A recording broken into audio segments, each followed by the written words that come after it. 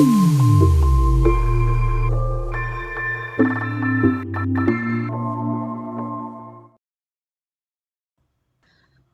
Friends, welcome to box office.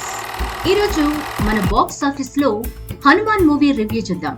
Positive talk తెచ్చుకున్న ఈ మూవీపై ఓ look వేద్దాం. చిన్న పిల్లల నుండి పెద్దవాళ్ల వరకే కాదు, సినీ ప్రియులకు హీ మ్యాన్లు, సూపర్ మ్యాన్లు, స్పైడర్ మ్యాన్లు నచ్చేసినప్పుడు మన హనుమాన్ ఎందుకు నచ్చడు అని దర్శకుడు అనుకోకపోతే ఈ సినిమా కార్యరూపం దాల్చుకుపోయేదేమో. మన హనుమంతుల వారి కంటే ఈ విదేశీ మ్యాన్లు ఎందులో గొప్ప, ఎక్కడ గొప్ప?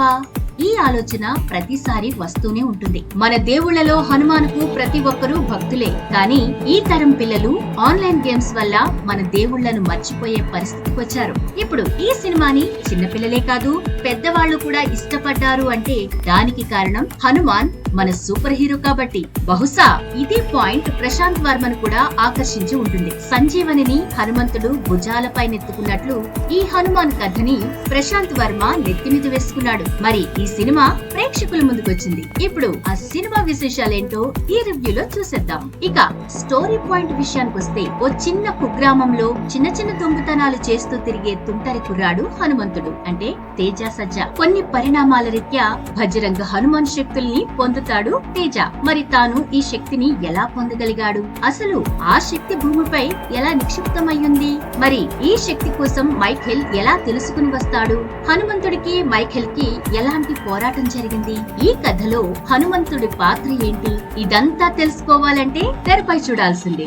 బాక్స్ ఆఫీస్ దగ్గర సంక్రాంతికి భారీ లెవెల్లో ఆడియన్స్ ముందుకొచ్చిన సినిమాల్లో పేరుకు చిన్న సినిమానే అయినా కూడా భారీ క్రేజ్ ను సొంతం చేసుకున్న సినిమా హనుమాన్ అనే చెప్పాలి. తేజ సజ్జా క్యారెక్టర్ విషయంలో దర్శకుడు తెలివిగా వ్యవహరించాడు. ముందు నుంచి హీరో ధీరుడు, సూర్యుడు, వీరుడు అంటూ చూపించలేదు, సామాన్యుడిగా పరిచయం చేశారు. మేజర్ ప్లస్ పాయింట్ హనుమంతుడే. ఆ ఫ్యాక్టర్ ని సినిమాలో దర్శకుడు ప్రశాంత్ వర్మ ఎలా హైలైట్ చేయాలో అలా చేసి చూపించాడు. హీరో తేజ సజ్జా అయితే తన రోల్ కి కంప్లీట్ ప్రాణం పెట్టేశాడనే చెప్పాలి. తీసినవి 3 సినిమాలే అయినప్పటికీ ప్రశాంత్ వర్మ హ్యాట్రిక్ హిట్స్ అందుకున్నారు. టెక్నికల్ గా మంచి ఫిలిమ్స్ ఇచ్చారు. హనుమాన్ కూడా టెక్నికల్ గా బాగుంది. ప్రశాంత్ వర్మకి ఇచ్చిన బడ్జెట్ ప్రతి సన్నివేశంలో కనిపించింది. విఎఫ్ఎక్స్ బాగా చేశారు. హనుమాన్ సినిమాలో తేజ హీరో అనగానే తన ఇమేజ్ ఈ కథకు సరిపోతుందా అని అంతా అనుమానించారు. నిజానికి ఈ కథ తేజాకే కరెక్ట్. ఓ సామాన్యుడు సూపర్ హీరో అవ్వడమే కథ.